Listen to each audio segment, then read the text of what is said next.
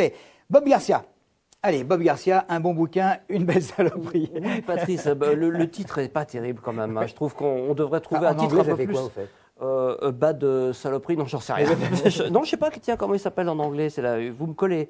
Mais effectivement, on connaît. Il s'est vengé. Hein. Merci, Patrice. Il se rattrape bien. Non, je sais pas. Il s'est même pas marqué. Où est-ce qu'on va trouver ça? Ah, si, quand même. C'est quoi? A nasty piece of work. Non, mais en anglais, ça fait quoi? Oh, bah. Une belle saloperie. Alors, c'est carrément du Chandler, quoi. Oui, c'est ça, exactement. C'est un flic à l'ancienne. Alors, on connaît, hein, je vous disais tout à l'heure, on connaît bien Jonathan Little, qui a fait un carton avec Les Bienveillantes et qui a obtenu le prix Goncourt en 2006. Et finalement, le fils a un petit peu occulté le père dans l'histoire. Mais Robert Little écrivait bien avant lui. Il écrivait des romans d'espionnage. C'était un journaliste d'ailleurs spécialisé dans les affaires d'espionnage russes et moyen-orientales. Et il a écrit plusieurs romans d'espionnage qui ont été traduits dans plusieurs langues. Et là, j'ai croisé tout à fait par hasard, incidemment sur un salon du polar, l'éditrice de cette maison d'édition qui s'appelle Baker Street. Et elle m'a dit, mais elle est anglaise, tu devrais lire ça. C'est bien, c'est pas du roman...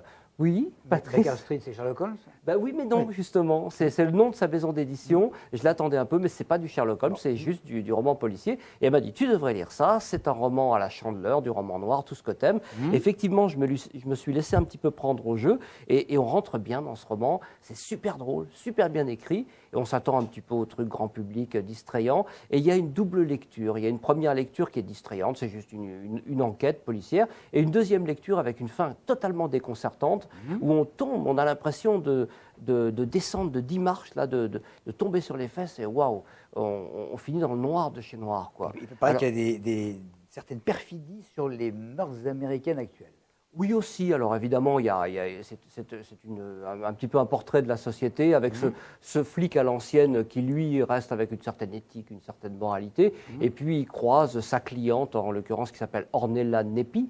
On peut lire à travers ce Ornella Nepi, peut-être Ornella Muti, on s'en doute un petit peu. Elle est à peu près gaulée, entre guillemets, pareil. J'ai googlisé cette Ornella, et effectivement, c'est à peu près, voilà, c'est ce qu'on voit sur la couverture, c'est à peu près le stéréotype de cette belle créature qui vient le voir parce qu'elle a un problème.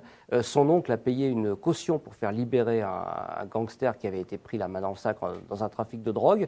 Et en fait, le gangster qui devait se présenter au tribunal, on a l'impression qu'il s'est fait la belle et qu'il ne se présentera pas. Donc on perd cette caution. Et voilà, c'est une course-poursuite entre suspense, humour et puis je vous dis cette fin extrêmement déconcertante. Une belle saloperie, Robert Little, Baker Street. Alors, moi, je voudrais vous lire quelques lignes d'un de vos collègues, critiques également, et je crois que vous allez être d'accord, vous allez adhérer comme moi. Il dit « J'ai l'âge d'avoir connu l'époque où la série noire et les romans des éditions du Masque livraient chaque mois une dizaine de titres inédits et pas des plus nuls. Ces romans étaient accessibles au plus grand nombre car assimilés à des livres de poche. Aujourd'hui, pour lire un roman noir dès sa sortie, il faut débourser au moins 20 €, le genre ayant gagné ses lettres de noblesse. Le lecteur doit en payer le prix. Le roman de Robert Little, aussi bon soit-il, n'est qu'un roman du genre qui, il y a 30 ans, aurait tout à fait eu sa place dans la collection noire de chez Gallimard. Cette constatation m'amène à penser que lorsqu'on est amateur du genre et pas forcément fortuné, on doit apprendre la patience et se résigner à attendre la sortie en poche. » Oui, c'est 21 €, je vais regarder. Donc effectivement, c'est assez cher.